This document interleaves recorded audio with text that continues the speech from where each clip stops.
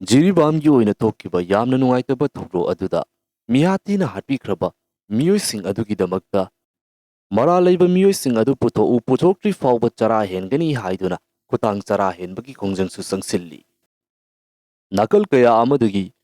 Honourable ꯃꯌꯥꯝꯁꯤꯡꯒꯤ ꯌꯨꯝ ꯑꯗꯨ ꯊꯨꯒꯥꯏꯔꯨꯕꯒꯤꯗꯃꯛꯇꯁꯨ ꯌꯥꯅꯤꯡꯗꯕ ꯐꯣꯡꯗꯣꯛꯄꯁꯨ ꯉꯁꯤ ꯐꯥꯎꯕ ꯂꯦꯞꯇ꯭ꯔꯤ, ꯃꯊꯪ ꯃꯅꯥꯎ ꯅꯥꯏꯅ ꯑꯗꯨꯃꯛ ꯆꯠꯊꯔꯛꯂꯤ꯫ ꯐꯝ ꯊꯥꯗꯣꯛꯄ ꯌꯥꯔꯣꯏ ꯍꯥꯏꯗꯨꯅ ꯈꯣꯡꯖꯪ ꯀꯌꯥ ꯑꯃ ꯆꯪꯁꯤꯜꯂꯛꯄꯁꯨ ꯂꯦꯞꯇ꯭ꯔꯤ꯫ ꯇꯥꯟꯖꯥ ꯑꯁꯤꯗ ꯑꯃꯨꯛ ꯃꯅꯤꯄꯨꯔꯒꯤ ꯑꯣꯏꯅ ꯈ꯭ꯋꯥꯏꯗꯒꯤ ꯆꯥꯎꯕ ꯃꯤꯂꯤꯇꯔꯤ ꯑꯥꯔꯃꯤ ꯀꯦꯝꯞ ꯑꯣꯏꯔꯤꯕ ꯂꯩꯃꯈꯣꯡ ꯑꯁꯤꯗ ꯊꯕꯛ ꯁꯨꯕ ꯆꯠꯈꯤꯕ ꯃꯤꯑꯣꯏ ꯑꯃ ꯊꯤꯕ ꯐꯪꯗꯅ ꯂꯩꯔꯦ꯫ ꯂꯩꯃꯈꯣꯡ ꯍꯥꯏꯔꯤꯕ ꯃꯐꯝ ꯑꯁꯤꯗ ꯍꯟꯗꯛꯀꯤ ꯍꯧꯖꯤꯛ ꯍꯧꯖꯤꯛ ꯊꯣꯛꯂꯤꯕ ꯏꯔꯥꯡ ꯑꯁꯤ ꯍꯦꯛ ꯍꯧꯔꯛꯄꯗꯒꯤꯅ ꯉꯁꯤ ꯐꯥꯎꯕꯗ ꯊꯦꯡꯈꯥꯡ ꯀꯌꯥꯔꯛꯇ ꯃꯁꯤꯒꯨꯝꯂꯕ ꯊꯧꯗꯣꯛꯁꯤꯡ ꯑꯁꯤ ꯑꯗꯨꯃꯛ ꯊꯣꯛꯇꯨꯅ ꯂꯥꯛꯂꯤ꯫ ꯃꯃꯥꯡꯗꯁꯨ ꯑꯥꯔꯃꯤ ꯀꯦꯝꯞꯇ ꯊꯕꯛ ꯁꯨꯕ ꯂꯥꯛꯄ ꯀꯟꯇ꯭ꯔꯦꯛꯇꯔ ꯑꯃ ꯀꯨꯀꯤꯁꯤꯡꯅ ꯐꯥꯕꯗꯒꯤ ꯌꯥꯝꯅ ꯀꯟꯅ ꯑꯥꯔꯃꯤꯁꯤꯡꯅ ꯃꯨꯛꯅꯗꯨꯅ ꯔꯦꯁꯀ꯭ꯌꯨ ꯇꯧꯈꯤꯕꯒꯤ ꯊꯧꯗꯣꯛ, ꯊꯕꯛ ꯁꯨꯕ ꯂꯥꯛꯄ ꯁꯤꯟꯃꯤ ꯑꯅꯤ ꯑꯃꯁꯨ ꯂꯝꯕꯤ ꯂꯝꯍꯥꯡꯅꯕꯗꯒꯤ ꯂꯩꯃꯈꯣꯡ ꯇꯝꯅ ꯀꯥꯈꯠꯂꯨꯕꯗꯒꯤ ꯌꯥꯝꯅ ꯊꯤꯅ ꯐꯨꯔꯛꯈꯤꯕ, ꯊꯋꯥꯏ ꯂꯧꯒꯦ ꯐꯥꯎꯕ ꯇꯧꯔꯛꯈꯤꯕ, ꯌꯥꯝꯅ ꯀꯟꯅ ꯃꯨꯛꯅꯗꯨꯅ ꯑꯥꯔꯃꯤꯒꯤ ꯃꯥꯏꯀꯩꯗꯒꯤ ꯀꯜꯂꯛꯈꯤꯕꯒꯤ ꯊꯧꯗꯣꯛꯁꯨ ꯑꯗꯨꯃꯛ ꯂꯩꯈ꯭ꯔꯦ꯫ ꯑꯗꯨꯕꯨ ꯍꯟꯗꯛ ꯃꯤꯑꯣꯏ ꯑꯃ ꯃꯥꯡꯂꯤꯕꯒꯤ ꯊꯧꯗꯣꯛ ꯑꯁꯤꯗꯤ ꯇꯥꯕꯗ ꯑꯗꯨꯛꯀꯤ ꯃꯇꯤꯛ ꯌꯥꯝꯅ ꯉꯛꯅꯤꯡꯉꯥꯏ ꯑꯣꯏꯕ ꯊꯧꯗꯣꯛ ꯑꯃ ꯑꯣꯏꯔꯤ꯫ ꯂꯩꯃꯈꯣꯡ ꯑꯥꯔꯃꯤ ꯀꯦꯝꯞ ꯍꯥꯏꯔꯤꯕꯁꯤ ꯃꯅꯤꯄꯨꯔ ꯍꯥꯏꯔꯤꯕ ꯁ꯭ꯇꯦꯠ ꯑꯁꯤꯗ ꯂꯩꯔꯤꯕ ꯑꯥꯔꯃꯤꯒꯤ ꯀꯦꯝꯞꯁꯤꯡ ꯑꯁꯤꯗꯒꯤ ꯈ꯭ꯋꯥꯏꯗꯒꯤ ꯆꯥꯎꯕ ꯍꯦꯗꯀ꯭ꯋꯥꯇꯔ, ꯈ꯭ꯋꯥꯏꯗꯒꯤ ꯃꯊꯛ ꯊꯣꯡꯕꯁꯤꯡꯅ ꯂꯩꯐꯝ ꯑꯣꯏꯔꯤꯕ ꯈ꯭ꯋꯥꯏꯗꯒꯤ ꯆꯥꯎꯕ ꯑꯥꯔꯃꯤ ꯀꯦꯝꯞꯅꯤ꯫ ꯃꯐꯝ ꯑꯁꯤꯗ ꯃꯩꯇꯩ, ꯀꯨꯀꯤ, ꯅꯥꯒꯥ, ꯑꯇꯣꯞꯄ ꯐꯨꯔꯨꯞꯀꯤ ꯃꯤꯑꯣꯏ ꯀꯌꯥ ꯑꯃ ꯄꯨꯟꯗꯨꯅ ꯍꯧꯖꯤꯛ ꯃꯤꯂꯤꯇꯔꯤ ꯀꯦꯝꯞ ꯑꯁꯤꯗꯗꯤ ꯊꯕꯛ ꯇꯧꯃꯤꯟꯅꯔꯤ꯫ ꯃꯥꯒꯤ ꯍꯥꯟꯅꯒꯤ ꯁꯤꯟꯐꯝꯒꯤ ꯃꯇꯨꯡ ꯏꯟꯅ ꯂꯩꯅꯔꯤꯕ ꯑꯥꯔꯃꯤ ꯑꯣꯏꯕꯅ ꯑꯣꯏꯕ ꯑꯇꯣꯞꯄ ꯁꯤꯟꯐꯝ ꯀꯌꯥ ꯑꯃ ꯂꯩꯔꯤꯕꯁꯤꯗ ꯑꯗꯨꯃꯛ ꯇꯧꯗꯨꯅ ꯂꯥꯛꯂꯤ꯫ ꯍꯧꯖꯤꯛ ꯃꯅꯤꯄꯨꯔꯗ ꯂꯩꯔꯤꯕ ꯏꯔꯥꯡ ꯑꯁꯤ ꯊꯣꯔꯛꯄ ꯃꯇꯝꯗ ꯃꯐꯝ ꯑꯁꯤꯗ ꯆꯪꯕ ꯀꯤꯅꯕꯗꯒꯤ ꯃꯤꯑꯣꯏ ꯀꯌꯥ ꯑꯃ ꯆꯪꯕ ꯂꯦꯞꯅꯔꯨꯔꯕꯅꯤ꯫ ꯑꯗꯨꯕꯨ ꯍꯥꯏꯔꯤꯕ ꯃꯐꯝ ꯑꯁꯤꯗꯤ ꯑꯥꯔꯃꯤꯁꯤꯡꯅ ꯉꯥꯛ ꯁꯦꯟꯗꯨꯅ ꯂꯩꯕ, ꯃꯤꯂꯤꯇꯔꯤꯒꯤ ꯑꯣꯏꯕ ꯔꯨꯜꯁꯤꯡ ꯆꯠꯅꯕ ꯃꯐꯝ ꯑꯃ ꯑꯣꯏꯕꯅꯤꯅ ꯍꯧꯖꯤꯛ ꯂꯩꯔꯤꯕ ꯏꯔꯥꯡ ꯑꯁꯤꯒꯤ ꯏꯐꯦꯛ ꯑꯃꯠꯇ ꯂꯩꯍꯜꯂꯣꯏ꯫ ꯃꯈꯣꯏꯅ ꯉꯥꯛ ꯁꯦꯟꯗꯨꯅ ꯃꯐꯝ ꯑꯁꯤꯗ ꯂꯩꯔꯤꯕ ꯁ꯭ꯇꯥꯐ, ꯊꯕꯛ ꯁꯨꯔꯤꯕ ꯃꯤꯑꯣꯏ ꯈꯨꯗꯤꯡꯃꯛ ꯑꯁꯤ ꯆꯞ ꯃꯥꯟꯅꯅ ꯊꯝꯒꯅꯤ ꯍꯥꯏꯕ ꯋꯥꯐꯝ ꯑꯁꯤ ꯐꯣꯡꯗꯣꯛꯇꯨꯅ ꯉꯁꯤ ꯐꯥꯎꯕ ꯃꯈꯣꯏꯅ ꯁꯦꯀ꯭ꯌꯨꯔꯤꯇꯤ ꯄ꯭ꯔꯣꯚꯥꯏꯗ ꯇꯧꯗꯨꯅ ꯍꯥꯟꯅ ꯂꯩꯔꯛꯈꯤꯕ ꯃꯑꯣꯡ ꯑꯗꯨꯒꯨꯝꯅ ꯊꯕꯛꯁꯤꯡ ꯑꯁꯤ ꯃꯈꯥ ꯇꯥꯅ ꯑꯗꯨꯃꯛ ꯇꯧꯍꯟꯈꯤꯕꯅꯤ꯫ ꯍꯧꯖꯤꯛ ꯂꯩꯔꯤꯕ ꯃꯅꯤꯄꯨꯔꯒꯤ ꯐꯤꯚꯝ ꯑꯁꯤꯗ ꯃꯤꯂꯤꯇꯔꯤ ꯀꯦꯝꯞ ꯑꯁꯤꯗ ꯊꯕꯛ ꯇꯧꯗꯨꯅ ꯂꯩꯔꯤꯕ ꯃꯤꯑꯣꯏꯁꯤꯡ ꯑꯁꯤꯕꯨ ꯁꯣꯏꯗ ꯉꯥꯝꯗꯅꯕꯒꯤꯅꯤ ꯍꯥꯏꯗꯨꯅ ꯍꯥꯟꯅ ꯆꯠꯅꯔꯝꯕ ꯃꯊꯛ ꯊꯪꯕ ꯑꯥꯔꯃꯤ ꯀꯦꯝꯞꯀꯤ ꯑꯣꯏꯕ ꯂꯝꯕꯤ ꯑꯗꯨꯗ ꯃꯩꯇꯩ ꯃꯆꯥꯁꯤꯡ ꯆꯪꯍꯟꯗꯅ ꯃꯈꯥꯔꯣꯝ ꯁꯥꯏꯠ ꯊꯪꯕ ꯃꯩꯇꯩꯒꯤ ꯈꯨꯜꯁꯤꯡꯗꯒꯤ ꯅꯛꯅ ꯆꯪꯕ ꯌꯥꯕ ꯂꯝꯕꯤ ꯑꯁꯤꯗ ꯑꯥꯔꯃꯤꯁꯤꯡꯅ ꯉꯥꯛ ꯁꯦꯟꯗꯨꯅ ꯃꯩꯇꯩ ꯃꯆꯥ ꯊꯕꯛ ꯇꯧꯕꯁꯤꯡ ꯃꯗꯨꯗ ꯆꯠꯊꯣꯛ ꯆꯠꯁꯤꯟ ꯇꯧꯍꯜꯂꯤꯕꯅꯤ꯫ ꯍꯥꯏꯔꯤꯕ ꯃꯐꯝ ꯑꯁꯤ ꯏꯔꯥꯡ ꯍꯦꯛ ꯍꯧꯕꯗꯒꯤ ꯉꯁꯤ ꯐꯥꯎꯕ ꯕꯐꯔ ꯖꯣꯟ ꯑꯃ ꯑꯣꯏꯅ ꯁꯦꯝꯗꯨꯅ ꯆꯠꯊꯣꯛ ꯆꯠꯁꯤꯟ ꯇꯧꯔꯤꯕ ꯃꯤꯑꯣꯏ ꯈꯨꯗꯤꯡꯃꯛ ꯃꯐꯝ ꯑꯗꯨꯗ ꯂꯩꯔꯤꯕ ꯑꯥꯔꯃꯤ ꯄꯥꯔꯁꯣꯅꯦꯜꯁꯤꯡꯒꯤ ꯃꯥꯏꯀꯩꯗꯒꯤ ꯒꯦꯠ ꯄꯥꯟꯗꯨꯅ ꯑꯦꯟꯇ꯭ꯔꯤ ꯇꯧꯍꯟꯗꯨꯅ ꯉꯥꯛ ꯁꯦꯟꯗꯨꯅ ꯑꯗꯨꯃꯛ ꯂꯥꯛꯂꯤꯕꯅꯤ꯫ ꯑꯗꯨꯕꯨ ꯍꯟꯗꯛ ꯊꯣꯛꯂꯤꯕ ꯊꯧꯗꯣꯛ ꯑꯁꯤ ꯌꯥꯝꯅ ꯉꯛꯅꯤꯡꯉꯥꯏ ꯑꯣꯏꯔꯤꯕꯒꯤ ꯃꯔꯝ ꯑꯁꯤꯅ ꯃꯈꯣꯏꯅ ꯉꯥꯛ ꯁꯦꯟꯗꯨꯅ ꯆꯠꯂꯤꯕ ꯂꯝꯕꯤ ꯑꯗꯨꯗꯒꯤ ꯃꯍꯥꯛ ꯑꯁꯤ ꯃꯥꯡꯈꯤꯕ ꯅꯠꯇꯦ, ꯆꯪꯈ꯭ꯔꯕ ꯃꯇꯨꯡꯗ ꯃꯤꯂꯤꯇꯔꯤ ꯀꯦꯝꯞ ꯃꯅꯨꯡꯗ, ꯑꯥꯔꯃꯤ ꯀꯦꯝꯄꯁ ꯃꯅꯨꯡꯗꯒꯤ ꯍꯥꯏꯔꯤꯕ ꯃꯤꯑꯣꯏ ꯑꯁꯤ ꯃꯥꯡꯈꯤꯕꯅꯤ꯫ ꯃꯇꯧ ꯀꯔꯝ ꯇꯧꯗꯨꯅ ꯃꯅꯤꯄꯨꯔꯒꯤ ꯈ꯭ꯋꯥꯏꯗꯒꯤ ꯆꯥꯎꯕ ꯑꯥꯔꯃꯤ ꯍꯦꯗꯀ꯭ꯋꯥꯇꯔ ꯑꯣꯏꯔꯤꯕ ꯂꯩꯃꯈꯣꯡ ꯑꯥꯔꯃꯤ ꯀꯦꯝꯞ, ꯃꯐꯝ ꯑꯁꯤꯗ ꯂꯩꯔꯤꯕ ꯁ꯭ꯇꯥꯐ ꯈꯨꯗꯤꯡꯃꯛꯄꯨ ꯑꯥꯔꯃꯤꯁꯤꯡꯒꯤ ꯃꯥꯏꯀꯩꯗꯒꯤ ꯉꯥꯛ ꯁꯦꯟꯗꯨꯅ ꯊꯝꯒꯅꯤ ꯍꯥꯏꯗꯨꯅ ꯊꯥꯖꯕ ꯄꯤꯗꯨꯅ ꯊꯕꯛ ꯁꯨꯍꯜꯂꯤꯕ ꯃꯤꯑꯣꯏ ꯑꯃꯕꯨ ꯑꯥꯔꯃꯤ ꯀꯦꯝꯄꯁ ꯃꯅꯨꯡꯗꯒꯤ ꯃꯇꯧ ꯀꯔꯝ ꯇꯧꯗꯨꯅ ꯃꯥꯡꯂꯤꯕꯅꯣ ꯍꯥꯏꯕꯁꯤꯅꯤ꯫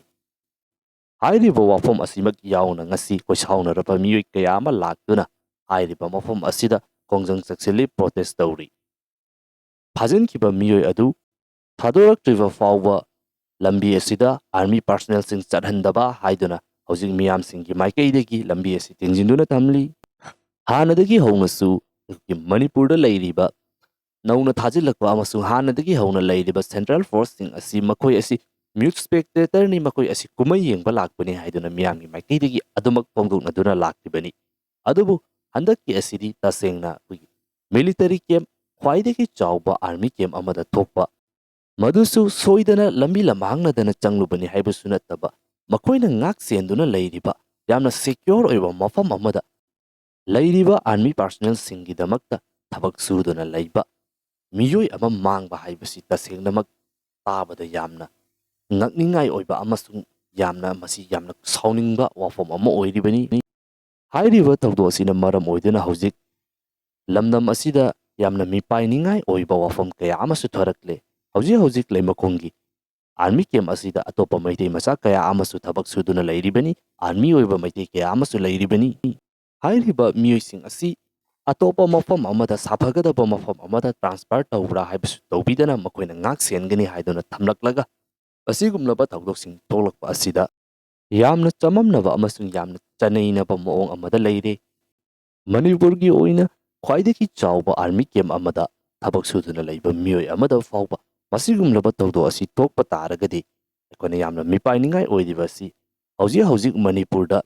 leiriba mipung khudingmakna chanabagidamakta mapandagi pusilakliba polamsing asi lauba chaliba maitei driver sing asi kuki kul fauduna chalibani.